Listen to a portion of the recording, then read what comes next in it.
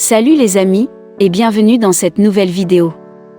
Et pour les nouveaux sur cette chaîne, abonnez-vous, si vous adorez les histoires incroyables, touchantes, insolites et magiques du monde.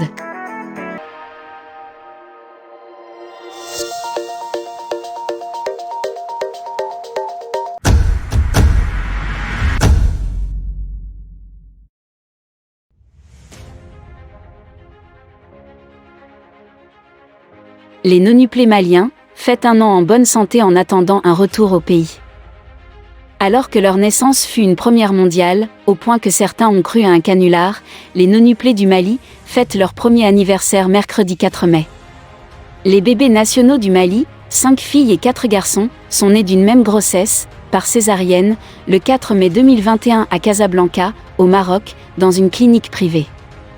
Une grossesse hors norme, à très haut risque pour la santé de Halima Cissé, de Tombouctou, comme pour celle des enfants nés à 6 mois de grossesse. Un an après, tout le monde se porte bien. Après avoir passé, pour certains, plus de 3 mois en couveuse avec des moments de grande inquiétude pour leur survie, les nonuplés, un an après, ont bien grandi. Ils découvrent à présent les joies de l'exploration à 4 pattes, et certains s'élancent même et tentent leur premier pas. 9 enfants d'un an en bonne santé, cela fait forcément des parents épuisés. C'est le moment le plus difficile où ils ont besoin de beaucoup d'attention, explique le père, Abdelkader Arbi. Quand ils commencent à bouger, il faut toujours être là. Quand ils commencent à vouloir aller de gauche à droite. Les nonuplés ont eu un an, ce 4 mai 2022, et pour l'occasion ils ont rencontré leur sœur. Pour la première fois, toute la famille est au complet, car le couple, avant cette naissance exceptionnelle, avait déjà une petite fille, Souda, restée à Tombouctou pendant que sa maman Halima Cissé était transférée d'abord à Bamako, puis à Casablanca. Âgée de 3 ans, Souda a voyagé, mardi 3 mai, en provenance du Mali avec son père et a rencontré à Casablanca pour la première fois ses 9 frères et sœurs. C'était un moment de joie, et en même temps de stress pour elle, dit le père en riant. Elle voulait sourire, mais était stressée aussi de les voir ensemble. Machallah, c'était très beau. Une grande famille au complet pour souffler, ce jour, 9 fois une bougie dans la résidence de convalescence de la clinique privée Aïn Borja. Le père des nonuplés, militaire de carrière, prévoit de séjourner plusieurs semaines à Casablanca avant de retourner travailler au Mali. Puis, après une année marocaine, la famille des nonuplés se projette vers un retour au Mali, sans date arrêtée pour le moment. Des bébés qui n'ont pas posé beaucoup de problèmes. Le gouvernement malien continue de soutenir à distance la famille. Tandis qu'à Casablanca, la mère des nonuplés est épaulée au quotidien par l'équipe de la clinique privée Aïn Borja pour s'occuper de ses 5 filles et 4 garçons qui ont fait l'objet de toutes les attentions du pédiatre Khalid Msef au premier temps de leur vie. Jusqu'à présent, les parents sont toujours aidés. Il y a des infirmières qui viennent les aider parce que ce n'est pas évident de s'occuper de 9 bébés à la fois. C'est très dur. C'est beaucoup de travail. Il faut les nourrir, les câliner. Quand ils sont malades, il faut les suivre. 9, ce n'est vraiment pas évident. Mais ça va, du moment qu'il y a de l'aide, ça se passe bien. Ce sont des enfants qui grandissent normalement. Durant cette année, ils ont les problèmes de santé classiques des nourrissons, des bronchiolites, des bronchites. Après, a priori, ça se passe plutôt bien. Durant cette année, ce sont des bébés qui n'ont pas posé beaucoup de problèmes, Hamdouliya. Et on est vraiment très content, un an après, de les voir tous là, en bonne santé. Le pédiatre Khalid Msef revient sur l'état de santé actuel des nonuplés maliens. Cette issue heureuse a été rendue possible grâce à la mobilisation de plusieurs médecins du Mali et du Maroc, ainsi qu'à l'intervention des autorités maliennes de l'époque, et du roi marocain Mohamed VI, qui ont permis à la mère d'être transférée au Maroc en pleine pandémie de Covid-19. Jusqu'à présent, ils sont toujours aidés. Donc il y a des nurses qui viennent les aider, parce que c'est pas évident. 9, en fait, c'est très dur de s'occuper de 9 bébés à la fois. C'est beaucoup de travail, beaucoup de travail. Il faut les nourrir, il faut s'en occuper d'eux, il faut les câliner. Quand ils sont malades, il faut voir un peu qu'est-ce qui ne va pas. Donc c'est pas évident. 9, c'est vraiment pas évident. Mais ça va. Pour l'instant, du moment qu'il y a de l'aide, ça se passe bien. Donc c'est des enfants qui grandissent normalement. Durant cette année, ils ont eu quelques petits problèmes de santé, comme tous les nourrissons, des fois des bronchiolites, des bronchites.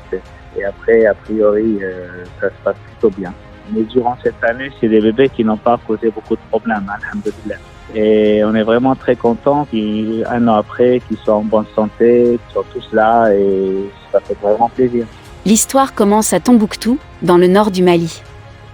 Halima Cissé, étudiante en secrétariat, et son mari, Abdelkader Arbi, comptable dans l'armée, souhaitaient un second enfant. Ils sont déjà parents d'une petite fille de 2 ans. Les mois passent, l'attente leur semble longue.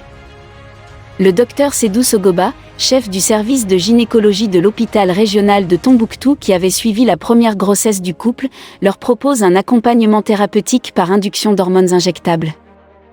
Lorsque la nouvelle grossesse commence, le docteur Sédou Sogoba pratique une échographie et compte alors, à sa grande surprise, cet embryon. Je me suis dit ce n'est pas possible, il y a quelque chose que je ne comprends pas. J'ai appelé un collègue radiologue. Nous avons refait l'échographie ensemble. Il m'a dit mon cher collègue, ce que tu as vu, c'est ça. Nous avons alors expliqué la situation à Madame Halima Cissé. Elle a dit c'est extraordinaire, et elle s'est mise à rire. Elle était en confiance, elle ne s'est jamais inquiétée. Cet embryon repéré, mais le docteur Sogoba sait qu'il peut y en avoir plus. La qualité de l'appareil utilisé pour les échographies à l'hôpital régional de Tombouctou est limitée, et dans de tels cas de grossesse multiple, il est très difficile de distinguer avec certitude tous les embryons.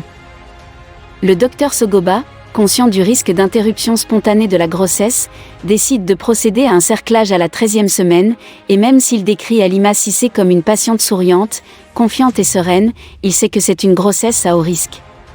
D'un commun accord, il est décidé avec les futurs parents de privilégier la discrétion et de ne pas médiatiser cette situation médicale hors norme avant d'en connaître l'issue.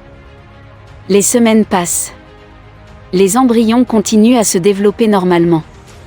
Le docteur Sogoba contacte son maître, comme il l'appelle, le professeur Tunkani Terra, chef du service maternité au centre hospitalier universitaire du Point G à Bamako. Les 2 médecins conviennent que pour le suivi de Madame Cissé, les capacités du CHU de la capitale malienne sont plus adaptées. Le docteur Sogoba propose à la famille un transfert vers Bamako. Les fonds sont rassemblés. Et le temps passait, Halima Cissé est dans son 5e mois de grossesse. Elle prend l'avion pour la première fois de sa vie, accompagnée du docteur Sogoba. Une fois à Bamako, elle est prise en charge au sein du service du professeur Terra qui alerte le ministère de la Santé et demande à son collègue, le docteur Drissa Diarra, gynécologue obstétricien, d'assurer le suivi de la patiente. Halima, il l'appelle par son prénom, était dans sa 23e semaine, elle allait bien, elle souffrait seulement d'anémie et a été transfusée pour cela. Rapidement, la situation est réévaluée par l'équipe médicale. Il fallait peser le risque encouru pour la mère comme pour les fœtus, explique le docteur Diarra. L'utérus de Halima Cissé qui accueille sans qu'elle le sache encore à ce moment-là. 9 fœtus est si grand que le risque d'hémorragie postpartum est important. Le diaphragme est de plus en plus compressé, menaçant de provoquer une détresse respiratoire. De plus, pour son premier enfant, Halima Cissé a déjà subi une césarienne, la cicatrice utérine est fragile. L'équipe médicale du CHU de Bamako sait aussi qu'en cas de naissance imminente, le plateau technique du Point G n'est pas adéquat pour prendre en charge des prématurés nés si petits et si tôt. Une évacuation vers le Maroc décidée entre médecins. Le professeur Terra active ses contacts dans plusieurs pays. C'est au Maroc que la réponse sera la plus rapide. Le directeur de la clinique à Borja de Casablanca, qu'il a déjà visité, confirme pouvoir prendre en charge Halima Cissé et les futurs nouveau-nés. Le ministère malien de la Santé est informé et sur instruction du président de la transition Bandao, l'évacuation par avion est organisée. Le mari de Halima Cissé ne pouvant pas quitter son poste au moment du départ, il est décidé qu'il rejoindra sa femme plus tard. C'est donc le docteur Diarra qui accompagne Halima Cissé avec la belle-sœur de cette dernière. Le docteur Drissa Diarra raconte: elle a saisi ma main au moment du décollage. Sur le plan psychologique, elle tenait bien. La seule chose que je craignais, c'est que le stress du voyage déclenche quelque chose dans l'avion. Je me préparais en conséquence pour cela. J'essayais de rassurer Halima pour qu'elle oublie le risque. À l'arrivée à l'aéroport, l'ambulance de la clinique était prête. On a demandé à visiter le plateau technique, cela nous a rassurés. J'ai pensé on aura gain de cause. Elle était rassurée durant le vol, je discutais avec elle, je lui demandais si elle avait des symptômes. Le 30 mars dernier, Halima Cissé est donc prise en charge à la clinique privée Aïn Borja de Casablanca par le gynécologue obstétricien Dr Yazid Mourad. Les contractions reviennent régulièrement. Un protocole thérapeutique est mis en place pour gagner du temps. 5 semaines passent, sous étroite surveillance. Le docteur Sogoba de Tombouctou, tout comme le docteur Diarra de Bamako, racontent avoir été quotidiennement en contact avec leurs patientes et leurs confrères marocains.